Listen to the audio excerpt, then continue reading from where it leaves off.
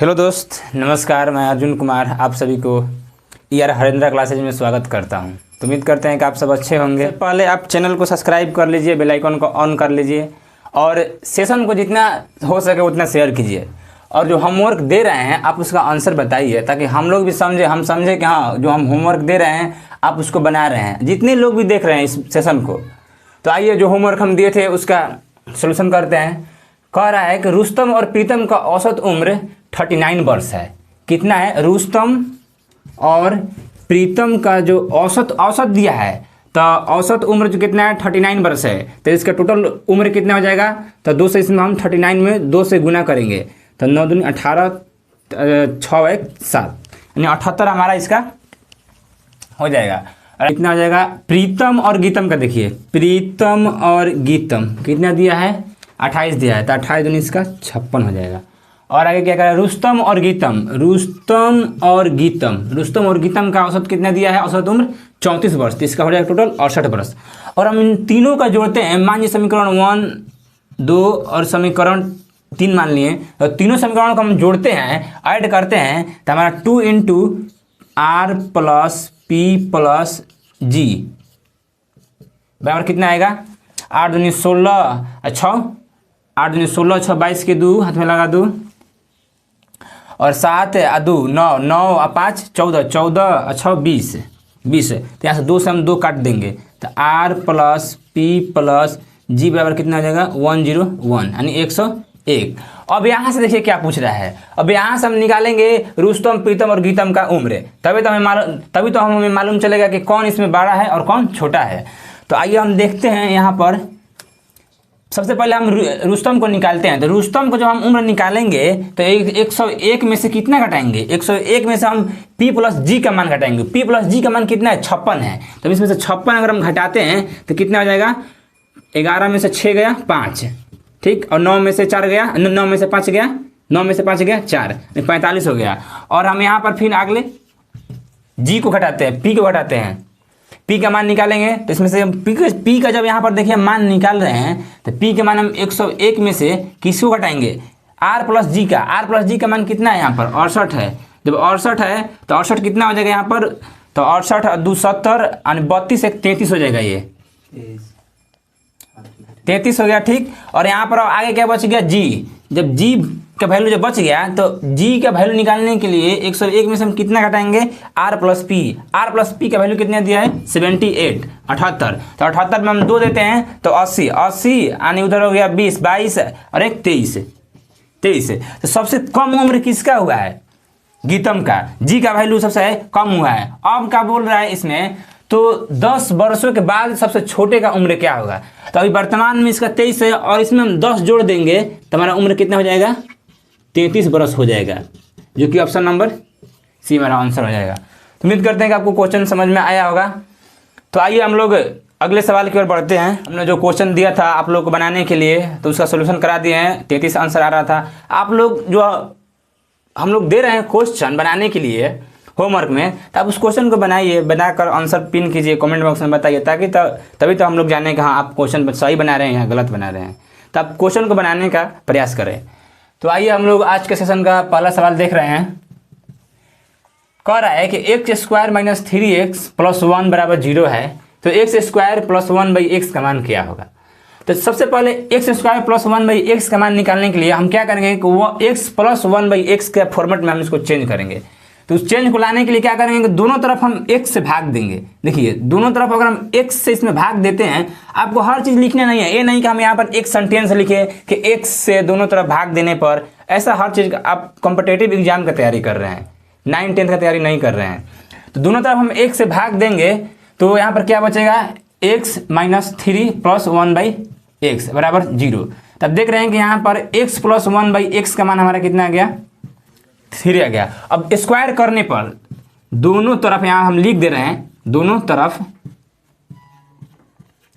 Square करने पर, जब स्क्वायर करेंगे तो यहाँ पर कितना आ जाएगा? x² + 1/x² + 2ab और बराबर 9।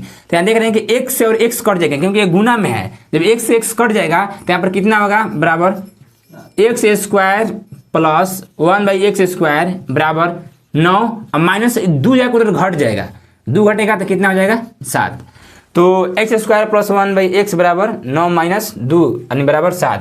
तो हमारा option number B is the right answer. हमारा ऑप्शन नंबर जो बी है सही आंसर हो जाएगा। तो उम्मीद करते हैं कि आपको समझ में आया होगा। यह अलजेब्रा का क्वेश्चन है और ये ग्रुप डी का क्वेश्चन पूछा हुआ है। तो उम्मीद करते हैं कि आपको समझ में आ गया होगा। आइए हम लोग अगले सवाल की ओर बढ़ते हैं। और अगला सवाल कह रहा है कि 7 सेंटीमीटर लंबाई वाली एक जीवा को वृत्त के केंद्र से 60 डिग्री के कोण पर बनाया जाता है।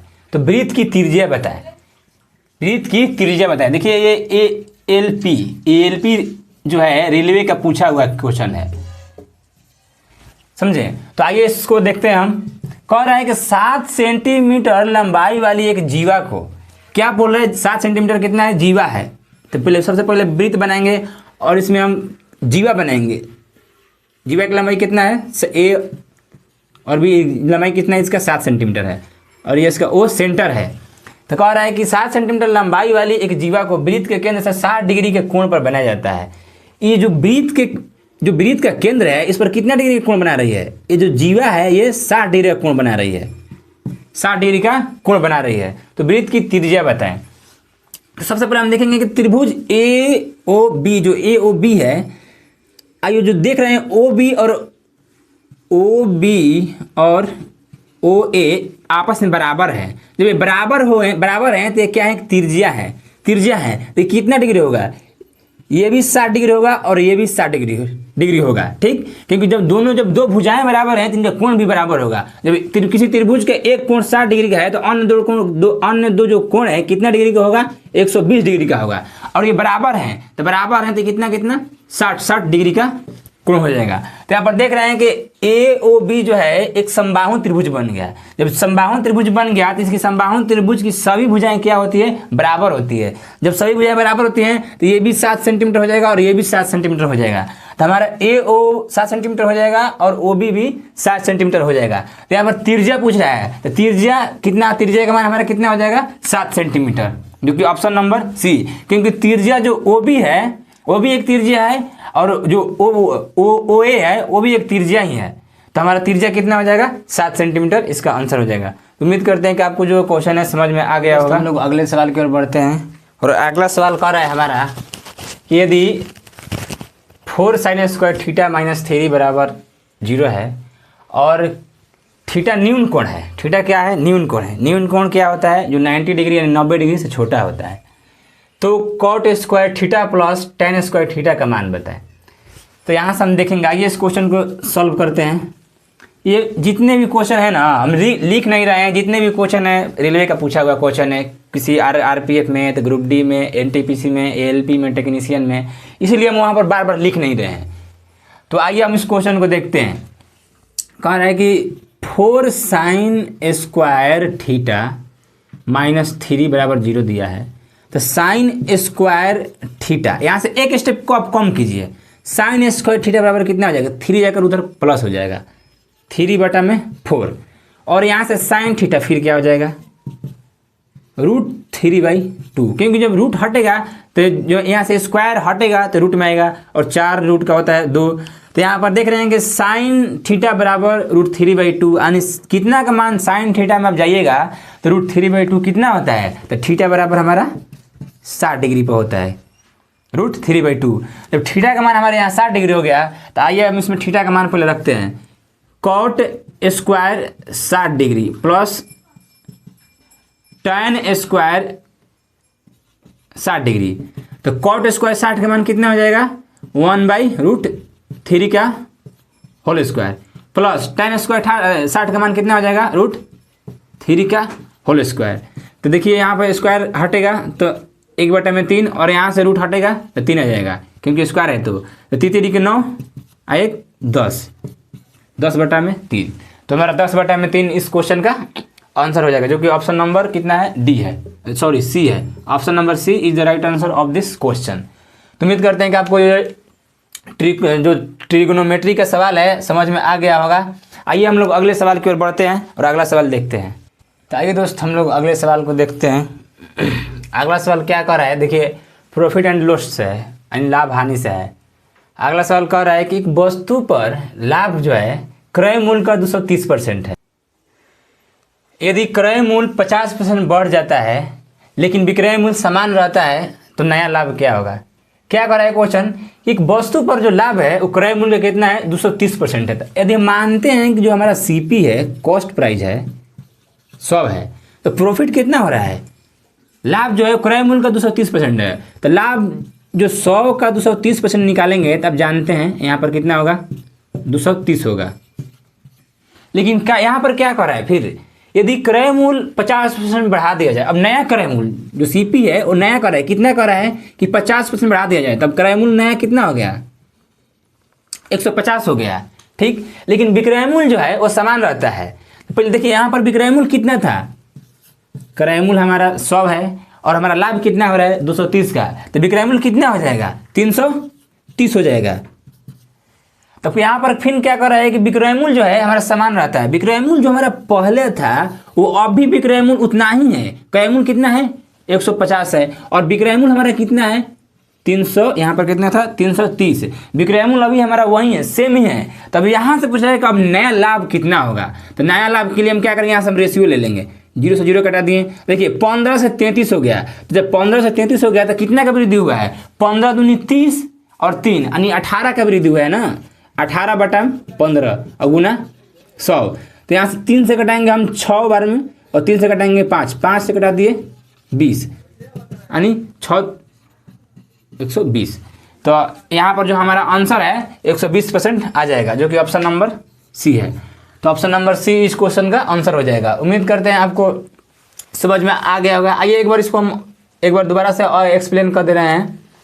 कह रहा है कि सीपी हमारा 100 है, मान लिए सीपी हम अपने मन से माने 100 मान लिए। जो हमारा लाभ हो रहा है उस सीपी का 100 का 230% हो रहा है, तो लाभ हमारा कितना हो गया? 230 हो गया। जब सीपी 100 है और लाभ 230 हो रहा है, इसमें तो विक्रय मूल्य से कितना हो जाएगा?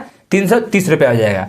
अब फिर क्या कर रहा है आगे क्वेश्चन में, लेकिन विक्रय मूल्य फिर कह रहा है कि यदि क्रय मूल्य जो है 50% बढ़ा दिया जाता है। जब क्रय मूल्य का मान 50% बढ़ जाता है तब हमारा नया क्रय मूल्य कितना हो जाएगा? 100 से 150 हो गया। और विक्रय मूल्य हमारा कितना हो जाएगा? सेम ही, क्योंकि यहाँ पर विक्रय मूल्य में कोई छेड़छाड़ नहीं बोला है। विक्रय मूल्य हमारा जेम के तेम यानी सेम बराबर रखा हुआ है, तो हमारा विक्रय मूल्य 130 हो जाएगा। यहाँ से हम कटा दिए और कटा के 18/15 यहाँ से निकलें तो 120% आ जाएगा।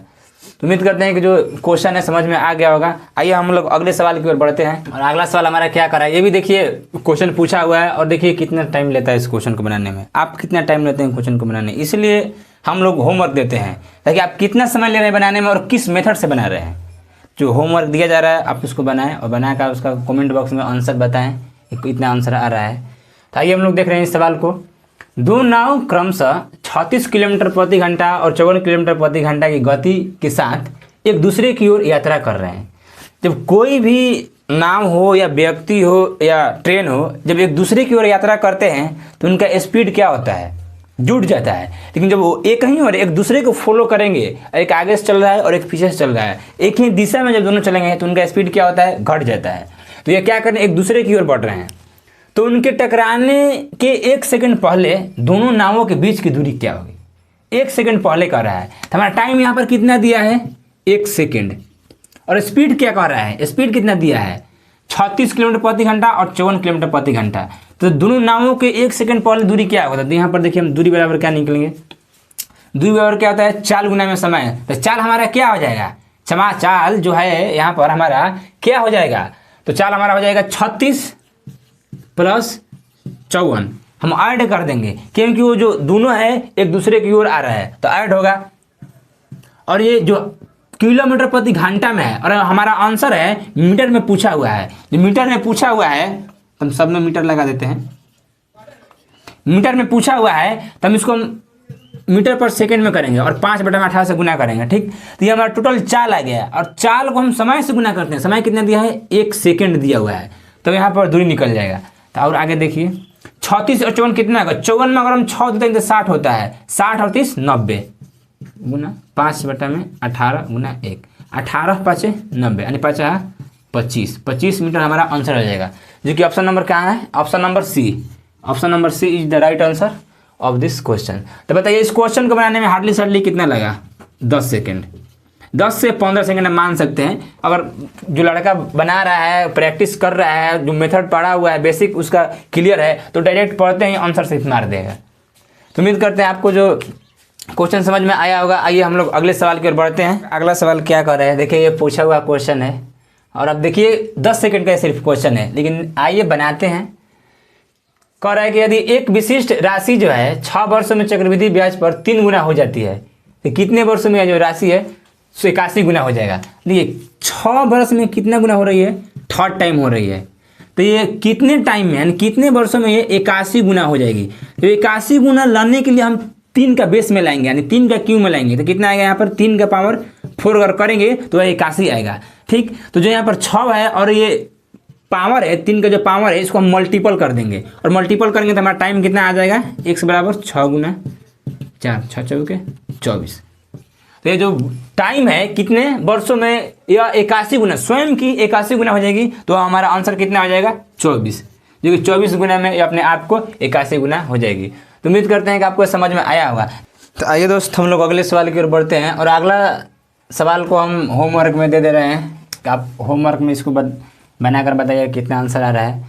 तो सेशन को यहीं पर हम समाप्त करते हैं। उम्मीद करते हैं कि ये सेशन है आपको पसंद आ रहा होगा। तो चैनल को सबसे पहले सब्सक्राइब जरूर करें और शेयर भी करें, ताकि हमारा जो वीडियो है, ताकि जो ये सेशन है अधिक से अधिक लोगों के पास पहुँचे। और जो होमवर्क दे रहे हैं वो जरूर बनाएं, कुछ करें चाहे मत करें, लेकिन होमवर्क जरूर बनाएं।